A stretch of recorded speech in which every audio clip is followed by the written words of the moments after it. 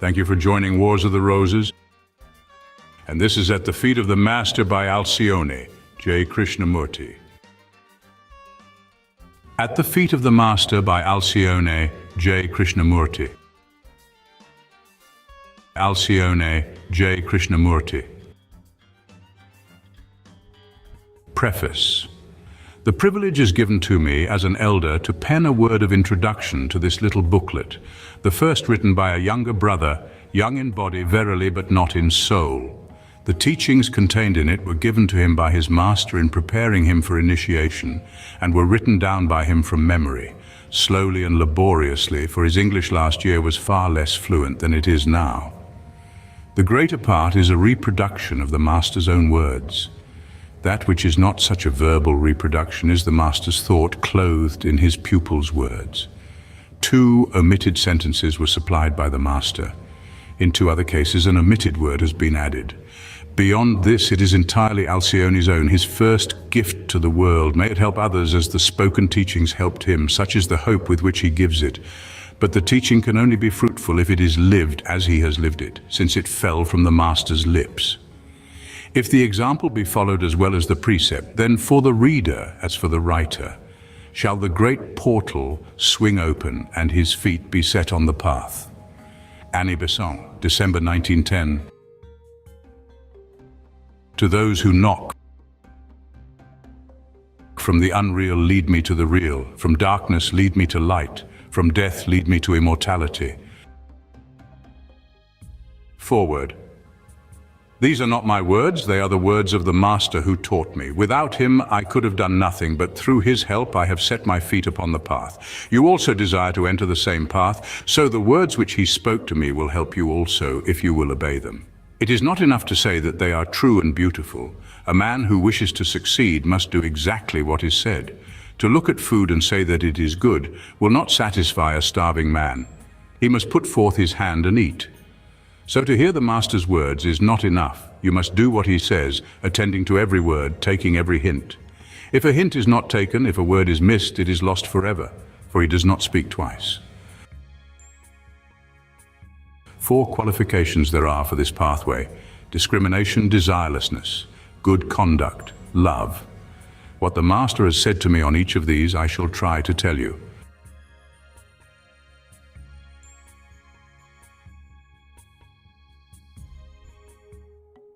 1.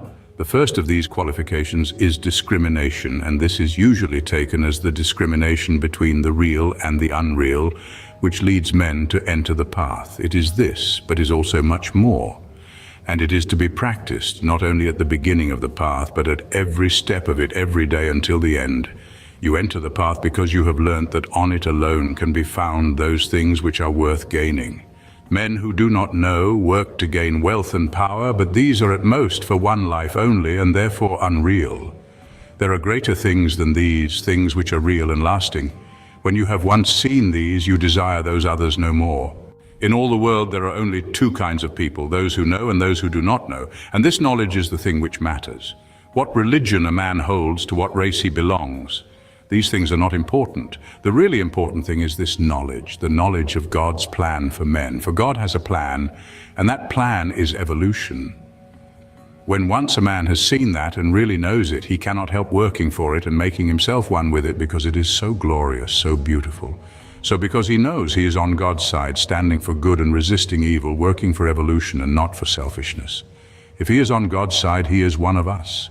And it does not matter in the least whether he calls himself a Hindu or a Buddhist, a Christian or a Muslim, whether he is an Indian or an Englishman, a Chinese or a Russian. Those who are on his side know why they are here and what they should do, and they are trying to do it. All the others do not yet know what they should do, and so they often act foolishly and try to invent ways for themselves which they think will be pleasant for themselves, not understanding that all are one, and that therefore only what the one wills can ever be really pleasant for anyone. They are following the unreal instead of the real. Until they learn to distinguish between these 2, they have not ranged themselves on God's side, and so this discrimination is the first step. But even when the choice is made, you must still remember that of the real and the unreal. There are many varieties, and discrimination must still be made between the right and the wrong, the important and the unimportant, the useful and the useless, the true and the false, the selfish and the unselfish. Between the right and wrong, it should not be difficult to choose.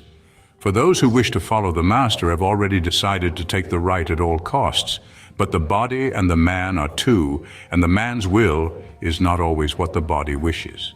When your body wishes something, stop and think whether you really wish it. For you are God, and you will only what God wills.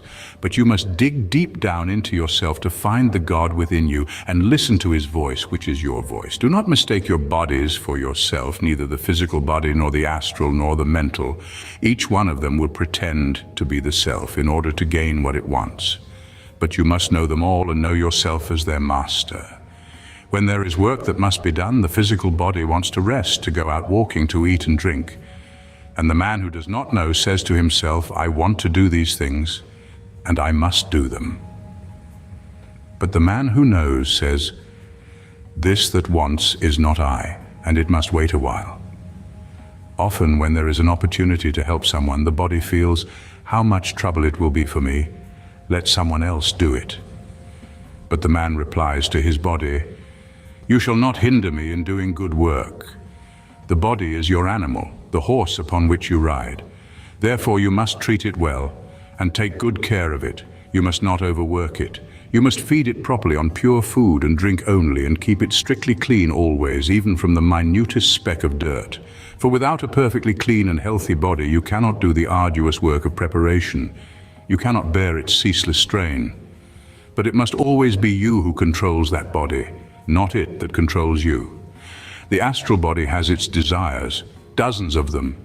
It wants you to be angry, to say sharp words, to feel jealous, to be greedy for money, to envy other people their possessions, to yield yourself to depression.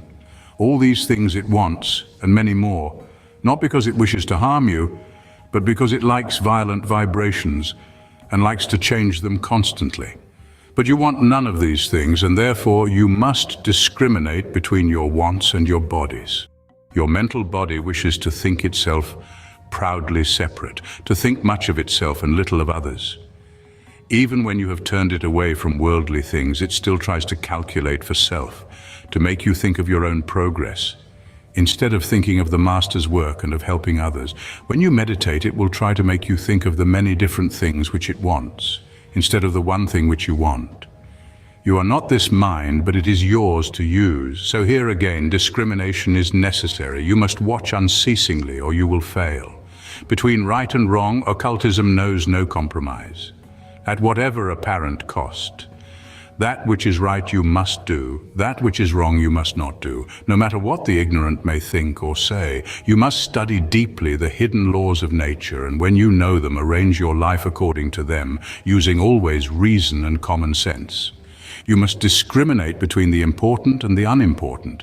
Firm as a rock, where right and wrong are concerned, yield always to others in things which do not matter. For you must be always gentle and kindly, reasonable and accommodating, leaving to others the same full liberty which you need for yourself. Try to see what is worth doing, and remember that you must not judge by the size of the thing. A small thing which is directly useful in the Master's work is far better worth doing than a large thing which the world would call good. You must distinguish not only the useful from the useless, but the more useful from the less useful. To feed the poor is a good and noble and useful work, yet to feed their souls is nobler and more useful than to feed their bodies. Any rich man can feed the body, but only those who know can feed the soul. If you know, it is your duty to help others to know.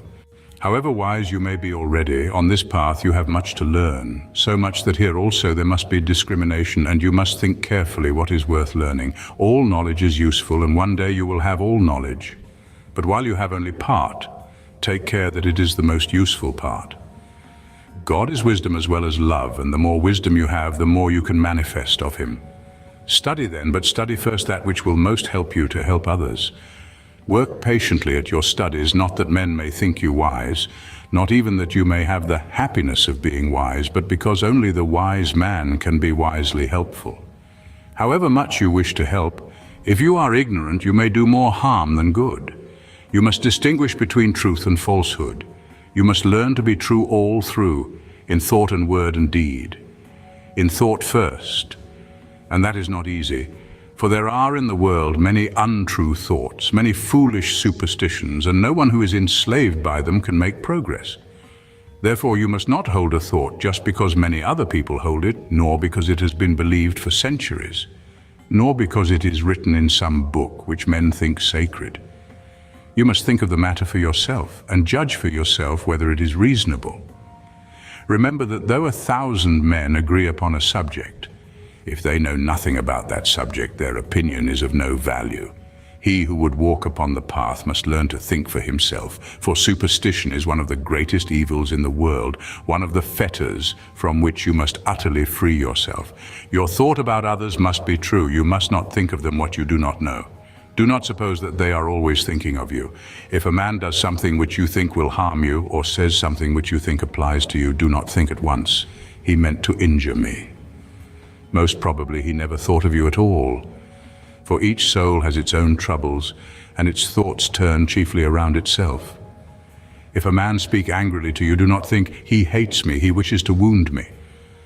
Probably someone or something else has made him angry, and because he happens to meet you, he turns his anger upon you. He is acting foolishly, for all anger is foolish, but you must not therefore think untruly of him. When you become a pupil of the Master, you may always try the truth of your thought by laying it beside his. For the pupil is one with his Master, and he needs only to put back his thought into the Master's thought to see at once whether it agrees. If it does not, it is wrong, and he changes it instantly, for the Master's thought is perfect because he knows all. Those who are not yet accepted by him cannot do quite this, but they may greatly help themselves by stopping often to think, "What would the Master think about this? What would the Master say or do under these circumstances?" For you must never do or say or think what you cannot imagine the Master as doing or saying or thinking. You must be true in speech too, accurate and without exaggeration. Never attribute motives to another. Only his Master knows his thoughts, and he may be acting from reasons which have never entered your mind. If you hear a story against anyone, do not repeat it. It may not be true, and even if it is kinder to say nothing. Think well before speaking, lest you should fall into inaccuracy. Be true in action. Never pretend to be other than you are, for all pretense is a hindrance to the pure light of truth, which should shine through you as sunlight shines through clear glass. You must discriminate between the selfish and the unselfish, for selfishness has many forms, and when you think you have finally killed it in one of them, it arises in another as strongly as ever. But by degrees you will become so full of thought for the helping of others that there will be no room, no time for any thought about yourself. You must discriminate in yet another way. Learn to distinguish the God in everyone and everything, no matter how evil he or it may appear on the surface. You can help your brother through that which you have in common with him, and that is the divine life. Learn how to arouse that in him. Learn how to appeal to that in him. So shall you save your brother from wrong. 2. There are many for whom the qualification of desirelessness is a difficult one, for they feel that they are their desires, that if their distinctive desires, their likings and dislikings are taken away from them, there will be no self left. But these are only they who have not seen the Master. In the light of his holy presence, all desires dies, but the desire to be like him. Yet before you have the happiness of meeting him face to face, you may attain desirelessness if you will. Discrimination has already shown you that the things which most men desire, such as wealth and power, are not worth having.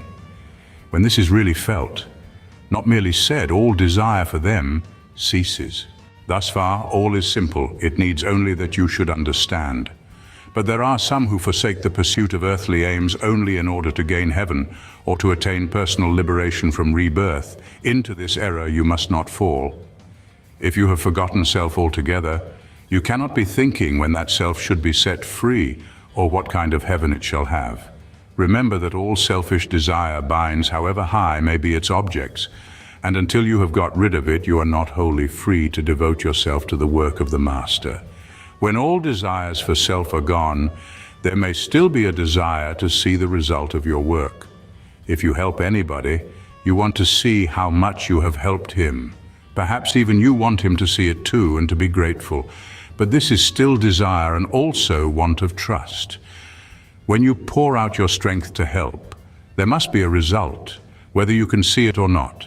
If you know the law, you know this must be so. So you must do right for the sake of the right, not in the hope of reward. You must work for the sake of the work, not in the hope of seeing the result. You must give yourself to the service of the world because you love it and cannot help giving yourself to it. Have no desire for psychic powers.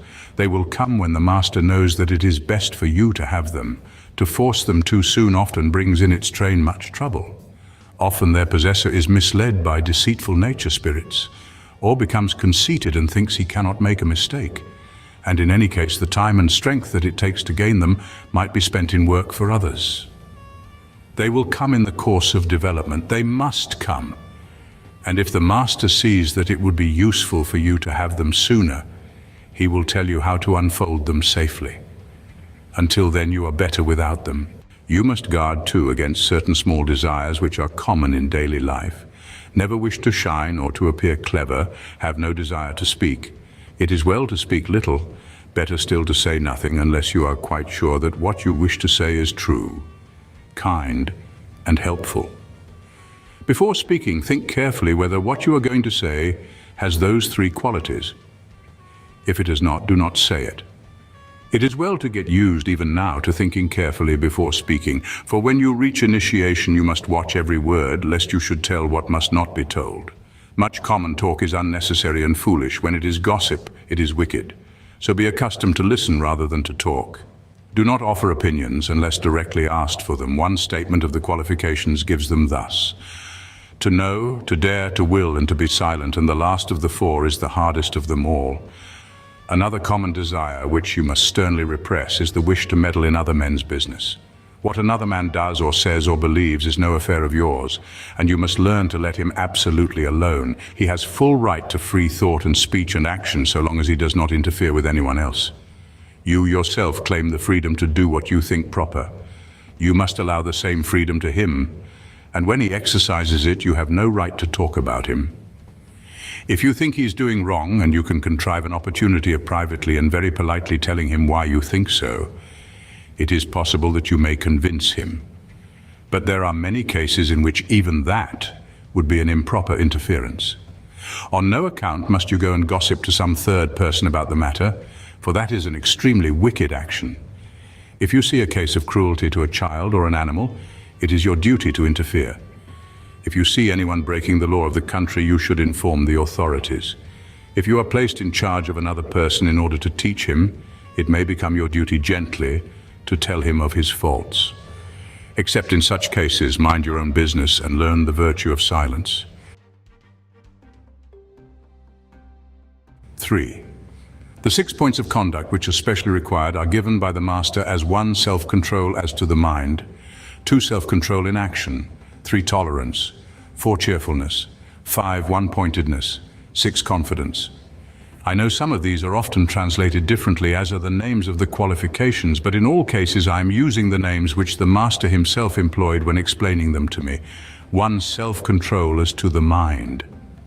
The qualification of desirelessness shows that the astral body must be controlled. This shows the same thing as to the mental body. It means control of temper so that you may feel no anger or impatience. Of the mind itself so that the thought may always be calm and unruffled.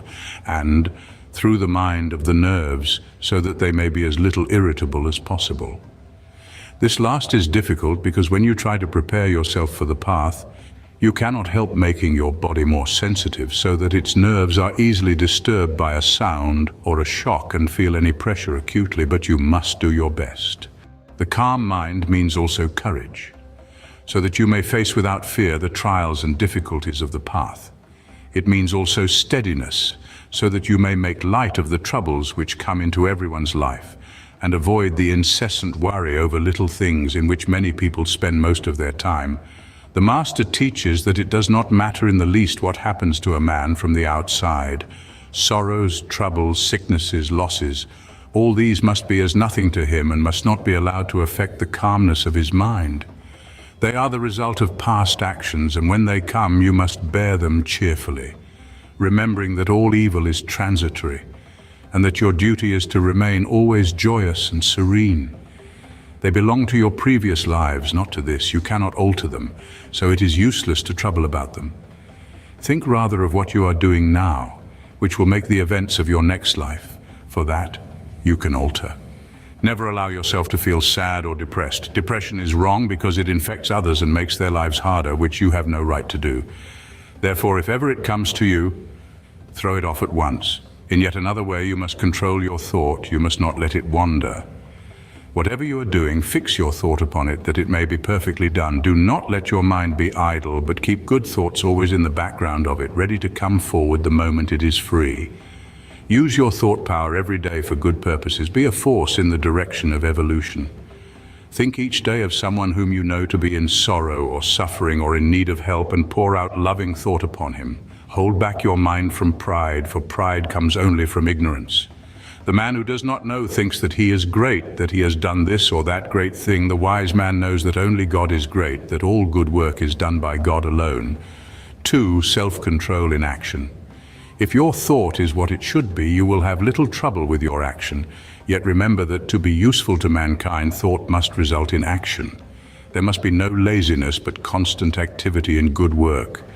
But it must be your own duty that you do, not another man's, unless with his permission and by way of helping him.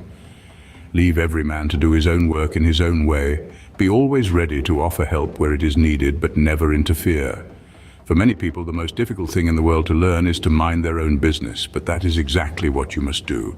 Because you try to take up higher work, you must not forget your ordinary duties, for until they are done, you are not free for other service. You should undertake no new worldly duties, but those which you have already taken upon you, you must perfectly fulfill all clear and reasonable duties which you yourself recognize, that is, not imaginary duties which others try to impose upon you.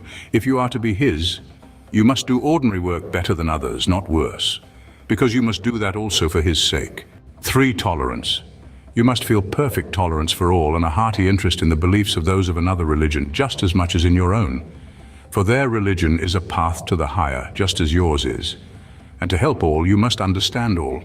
But in order to gain this perfect tolerance, you must yourself first be free from bigotry and superstition. You must learn that no ceremonies are necessary, else you will think yourself somehow better than those who do not perform them. Yet you must not condemn others who still cling to ceremonies. Let them do as they will. Only they must not interfere with you who know the truth. They must not try to force upon you that which you have outgrown. Make allowance for everything. Be kindly towards everything. Now that your eyes are opened, some of your old beliefs, your old ceremonies, may seem to you absurd. Perhaps indeed they really are so. Yet though you can no longer take part in them, respect them for the sake of those good souls to whom they are still important. They have their place, they have their use. They are like those double lines which guided you as child to write straight and evenly until you learned to write far better and more freely without them. There was a time when you needed them, but now that time is past. A great teacher once wrote, "When I was a child, I spake as a child, I understood as a child, I thought as a child, but when I became a man, I put away childish things." Yet he who has forgotten his childhood and lost sympathy with the children is not the man who can teach them or help them. So look kindly, gently, tolerantly upon all, but upon all alike, Buddhist or Hindu, Jain or Jew, Christian or Muslim. 4. Cheerfulness. You must bear your karma cheerfully, whatever it may be, taking it as an honor that suffering comes to you, because it shows that the lords of karma think you worth helping. However hard it is, be thankful that it is no worse. Remember that you are of but little use to the Master until your evil karma is worked out, and you are free. By offering yourself to him, you have asked that your karma may be hurried, and so now, in 1 or 2 lives, you work through what otherwise might have been spread over 100. But in order to make the best out of it, you must bear it cheerfully, gladly. Yet another point, you must give up all feeling of possession. Karma may take from you the things which you like best, even the people whom you love most. Even then, you must be cheerful, ready to part with anything and everything. Often the Master needs to pour out his strength upon others through his servant. He cannot do that if the servant yields to depression, so cheerfulness must be the rule. 5. One-pointedness. The one thing that you must set before you is to do the Master's work. Whatever else may come in your way to do, that at least you must never forget. Yet nothing else can come in your way, for all helpful, unselfish work is the Master's work, and you must do it for his sake. And you must give all your attention to each piece as you do it, so that it may be your very best. The same teacher also wrote, "Whatsoever ye do, do it heartily, as to the Lord, and not unto men." Think how you would do a piece of work if you knew that the Master was coming at once to look at it. Just in that way you must do all your work. Those who know most will know all that that verse means. And there is another like it, much older. "Whatsoever thy hand findeth to do, do it with thy might." One-pointedness means too that nothing shall ever turn you, even for a moment, from the path upon which you have entered. No temptations, no worldly pleasures, no worldly affections even, must ever draw you aside. For you yourself must become one with the path. It must be so much part of your nature that you follow it without needing to think of it and cannot turn aside. You, the monad, have decided it. To break away from it would be to break away from yourself. 6. Confidence. You must trust your Master, you must trust yourself. If you have seen the Master, you will trust him to the uttermost through many lives and deaths. If you have not yet seen him, you must still try to realize him and trust him, because if you do not, even he cannot help you. Unless there is perfect trust, there cannot be the perfect flow of love and power. You must trust yourself. You say you know yourself too well. If you feel so, you do not know yourself. You know only the weak outer husk, which has fallen often into the mire. But you, the real you are a spark of God's own fire, and God, who is almighty, is in you. And because of that, there is nothing that you cannot do if you will. Say to yourself, "What man has done, man can do. I am a man, yet also God in man. I can do this thing, and I will." For your will must be like tempered steel if you would tread the path. 4. Of all the qualifications, love is the most important, for if it is strong enough in a man, it forces him to acquire all the rest, and all the rest without it would never be sufficient. Often it is translated as an intense desire for liberation from the round of births and deaths, and for union with God. But to put it in that way sounds selfish and gives only part of the meaning. It is not so much desire as will, resolve, determination. To produce its result, this resolve must fill your whole nature so as to leave no room for any other feeling. It is indeed the will to be one with God. Not in order that you may escape from weariness and suffering, but in order that because of your deep love for him, you may act with him and as he does. Because he is love, you, if you would become one with him, must be filled with perfect unselfishness and love also. In daily life, this means 2 things. First, that you shall be careful to do no hurt to any living thing. Second, that you shall always be watching for an opportunity to help. First, to do no hurt. 3 sins there are which work more harm than all else in the world: gossip, cruelty, and superstition, because they are sins against love. Against these 3, the man who would fill his heart with the love of God must watch ceaselessly. See what gossip does. It begins with evil thought, and that in itself is a crime. For in everyone and in everything there is good, in everyone and in everything there is evil. Either of these we can strengthen by thinking of it, and in this way we can help or hinder evolution. We can do the will of the Logos, or we can resist him. If you think of the evil in another, you are doing at the same time 3 wicked things. 1. You are filling your neighborhood with evil thought instead of with good thought, and so you are adding to the sorrow of the world. 2. If there is in that man the evil which you think, you are strengthening it and feeding it, and so you are making your brother worse instead of better. But generally the evil is not there, and you have only fancied it. And then your wicked thought tempts your brother to do wrong, for if he is not yet perfect, you may make him that which you have thought him. 3. You fill your own mind with evil thoughts instead of good, and so you hinder your own growth and make yourself, for those who can see, an ugly and painful object instead of a beautiful and lovable one. Not content with having done all this harm to himself and to his victim, the gossip tries with all his might to make other men partners in his crime. Eagerly he tells his wicked tale to them, hoping that they will believe it, and then they join with him in pouring evil thought upon the poor sufferer. And this goes on day after day and is done not by one man but by thousands. Do you begin to see how base, how terrible a sin this is? You must avoid it altogether. Never speak ill of anyone. Refuse to listen when anyone else speaks ill of another, but gently say, perhaps this is not true, and even if it is kinder not to speak of it. Then as to cruelty. This is of two kinds, intentional and unintentional. Intentional cruelty is purposely to give pain to another living being, and that is the greatest of all sins, the work of a devil rather than a man. You would say that no man could do such a thing. But men have done it often, and are daily doing it now. The Inquisitors did it. Many religious people did it in the name of their religion. Vivisectors do it. Many schoolmasters do it habitually. All these people try to excuse their brutality by saying that it is the custom. But a crime does not cease to be a crime because many commit it. Karma takes no account of custom, and the karma of cruelty is the most terrible of all. In India, at least, there can be no excuse for such customs, for the duty of harmlessness is well known to all. The fate of the cruel must fall also upon all who go out intentionally to kill God's creatures and call it sport. Such things as these you would not do, I know, and for the sake of the love of God, when opportunity offers, you will speak clearly against them. But there is a cruelty in speech as well as in act, and a man who says a word with the intention to wound another is guilty of this crime. That too you would not do, but sometimes a careless word does as much harm as a malicious one. So you must be on your guard against unintentional cruelty. It comes usually from thoughtlessness. A man is so filled with greed and avarice that he never even thinks of the suffering which he causes to others by paying too little or by half-starving his wife and children.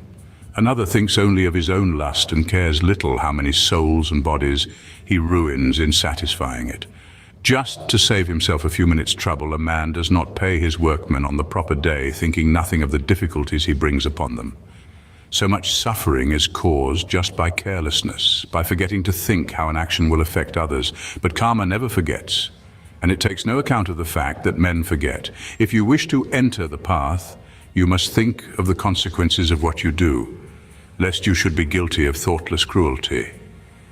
Superstition is another mighty evil, and has caused much terrible cruelty.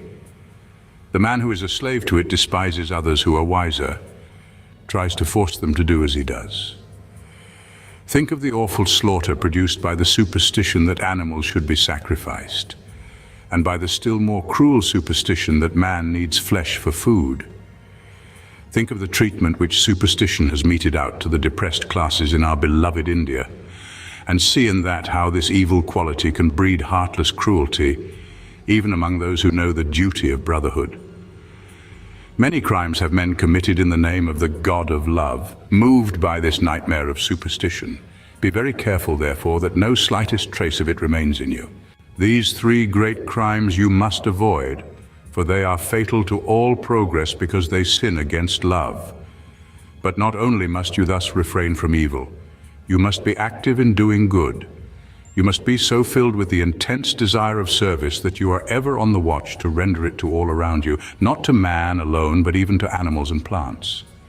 You must render it in small things every day, that the habit may be formed so that you may not miss the rare opportunity when the great thing offers itself to be done. For if you yearn to be one with God, it is not for your own sake. It is that you may be a channel through which His love may flow to reach your fellow men. He who is on the path exists not for himself but for others. He has forgotten himself in order that he may serve them.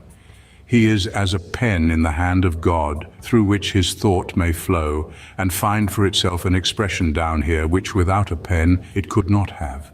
Yet at the same time he is also a living plume of fire, raying out upon the world the divine love which fills his heart, the wisdom which enables you to help, the will which directs the wisdom, the love which inspires the will. These are your qualifications. Will, wisdom, and love are three aspects of the Logos, and you who wish to enroll yourselves to serve him must show forth these aspects in the world.